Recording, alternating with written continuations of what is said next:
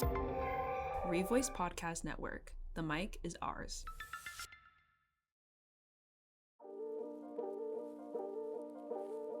Hey listeners, welcome back to a Revoice Network original called Podline, where students like you can anonymously share your burning college-related dilemmas and juicy stories based on the weekly topic.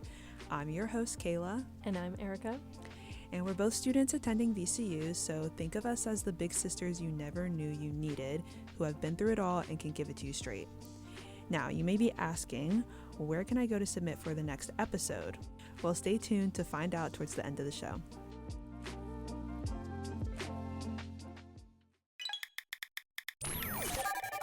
So in today's episode, we asked you to share one of your craziest high school stories, whether it happened to you, a friend, or a regular classmate, and your submissions did not disappoint. So before we get into the submissions, Erica, I wanted to ask you what your crazy high school story is. I was in my Spanish class, and my Spanish teacher is trying to find...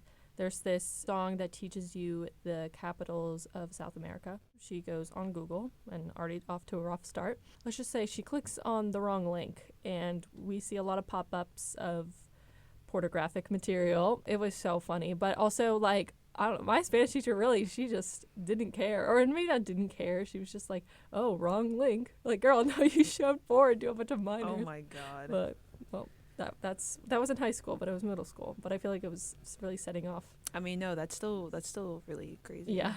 What is your insane story from school? Nothing crazy, just the regular art teacher, sending inappropriate photos to to a lacrosse player. She was like pretty up there in age too, and I think she had a family too. But yeah, that was like the big scandal that went on, I think, like my junior year, and everybody was like going crazy about it. Yeah. Unfortunately, that happens quite frequently. Way too often. All right, so we're getting into the first submission, finally.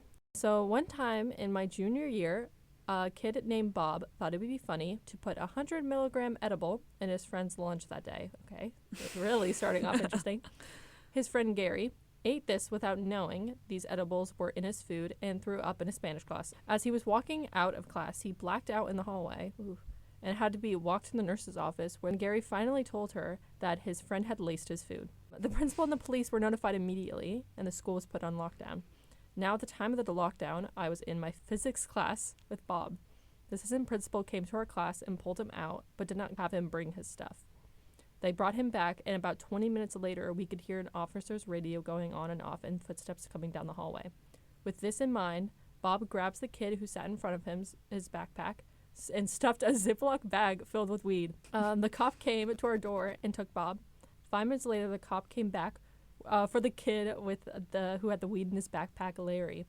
When they interrogated Larry, he thought the only thing to do in this situation was start violently sobbing and telling them that Bob put the weed in his bag. Fortunately for Larry, his crying was actually so uncomfortable that for everyone else that Bob confessed that it was him. They arrested him in front of the school, but what the cops didn't know is that the entirety of the time Bob was in custody, he had stuffed a cart so up his butt to save himself from more trouble. That cart was in his butt for 10 hours. We also Gary get gurneyed into an ambulance and sent to the hospital, and he was discharged the next day. There's so much to talk about here. I know. Who is writing, like, what like SNL skit is playing out right now? Like, this is genuinely insane. Bob, you are... Wow, Bob. One interesting kid. Why would you do that to a friend? Literally. That's not you. What kind of friend is that? Right, exactly. I was about to say, Gary, that's not your friend, bro. Like, yeah, not even like, okay, if your friend asks for an edible, cool. But why are you lacing him with it? Why is that funny? We do have an update. Oh, so, yes. Bob spent what would have been his freshman year. Oh my gosh, freshman? His freshman year? Oh my gosh. Lord have mercy. Bob spent what would have been his freshman year going on one long manic episode where he would go on Instagram Live and rap about girls he used to go to high school with sex lives. Wow. All right, well. Okay. Great guy. He was later sent to a mental institution. Well, I'm glad you're getting help. And I'm pretty sure was publicly apologized for his actions. Larry is in the military. Well, good for Larry, I guess. He lived on after he was framed for having weed in his bag. Yeah, maybe that really did something to him. Yeah, And he was like, I gotta just- get my shit. yeah. I gotta get my stuff together. That was his, like, what do they call it? His villain origin story? yeah, Is that what they say? Yeah. Mm-hmm. Okay, on to our second submission. This submission says, my ex-boyfriend told me about how he pissed the bed at 18 years old. Okay. All right, let's get into it. He at the time shared a room with his twin brother, and in the middle of the night, my at the time boyfriend stood up half awake, turned to face his bed, and peed on it. Oh.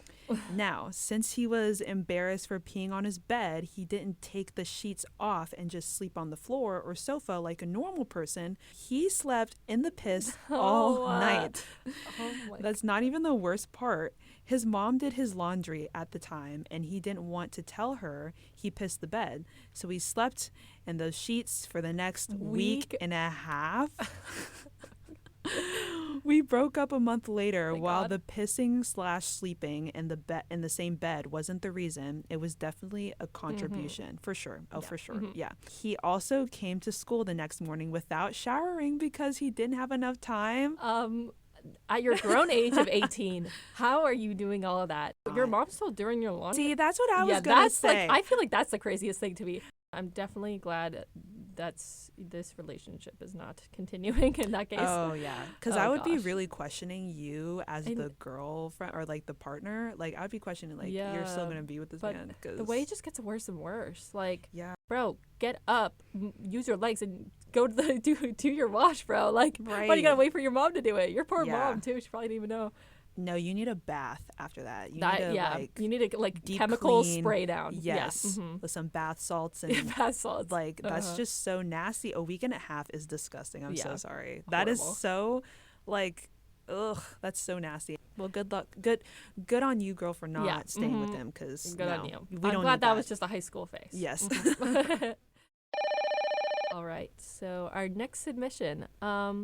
One of the last days of my senior year, some kids in my grade, Jesse and James, drank so much vodka, dropped tabs, and smoked weed in the school bathroom. Wow. James got so effed up that he went to the nurse's office and told the nurse that he had to go home. When the nurse asked to take his vitals, he refused, and when she insisted, he shoved her and ran. The police and the principal ended up chasing him down the street. Wow, he made it outside then.